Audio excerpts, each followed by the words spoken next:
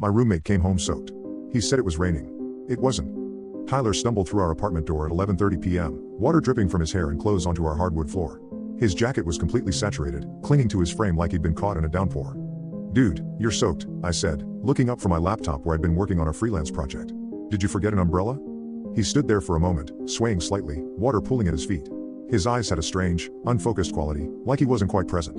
"Yeah," he said slowly. "Got caught in the rain." I glanced toward our living room window. The streetlights outside illuminated bone-dry pavement. I'd been sitting by that window for hours, and the weather had been clear all evening. "Rain? Tyler, it hasn't rained all day. Weather app says 0 precipitation." He blinked at me, water still dripping from his dark hair. "Must have been somewhere else then." "Where were you?" Another long pause. "Downtown. Meeting some friends." I knew Tyler's friends, and none of them lived downtown. Plus, he told me this morning he was planning to stay in and study for his midterm exam. "Are you feeling okay?" I asked. "You seem kind of out of it." He nodded too quickly. "Just tired. Long day." Without another word, he shuffled toward his bedroom, leaving a trail of water across the floor. I heard his door close and the sound of wet clothes hitting the floor. I grabbed some towels to clean up the puddle he'd left, puzzled by the whole interaction. The water was ice cold, much colder than rain would be in March. And there was something else, a strange smell, like pond water or old leaves. The next morning, Tyler seemed normal again. He was making coffee in our kitchen, chatting about his exam prep as if nothing had happened. "Hey, about last night," I said. "You were pretty wet when you came home. Sure you're feeling all right?" He paused, coffee mug halfway to his lips. "Last night? Yeah, around 11:30. You came in soaked, said you got caught in the rain." His expression went blank. "I went to bed early. Around 9. Had a headache." I stared at him. "Tyler, you definitely came home late. We talked. You dripped water all over the floor." He shook his head slowly. "I think you might have been dreaming, Josh. I was here all night." But I'd cleaned up his water trail. I'd heard him moving around in his room afterward. There was no way I'd dreamed it. "Check your clothes," I said. "The ones you were wearing yesterday. They'll still be damp." He disappeared into his room for a few minutes, then returned looking confused. "They're dry," he said. "Completely dry."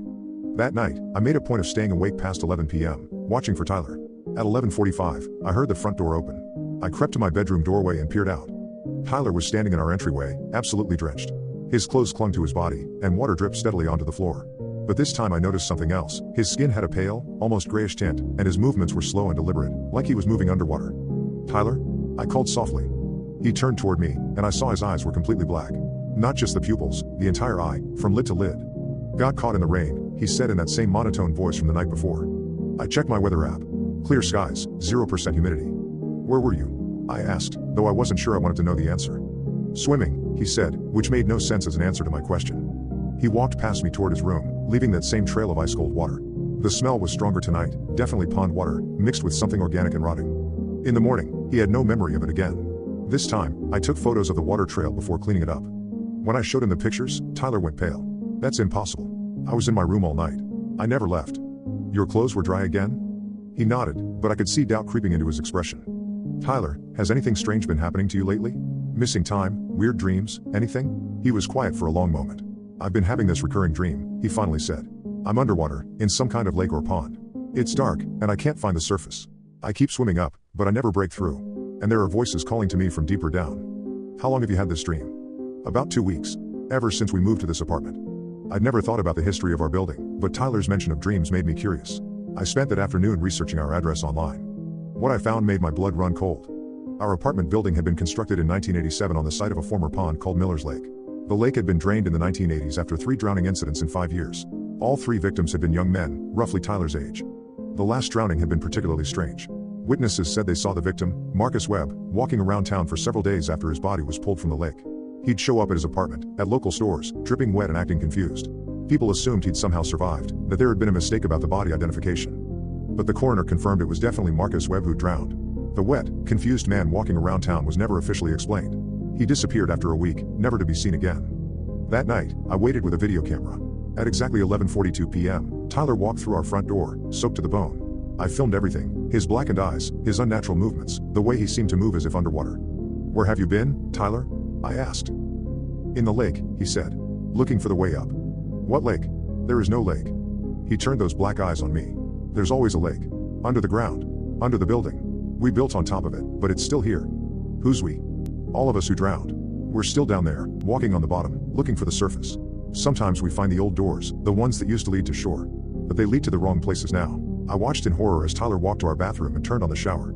But instead of getting undressed, he stepped fully clothed under the spray. "The water here isn't deep enough," he said sadly. "I can never get back down." In the morning, I showed Tyler the video.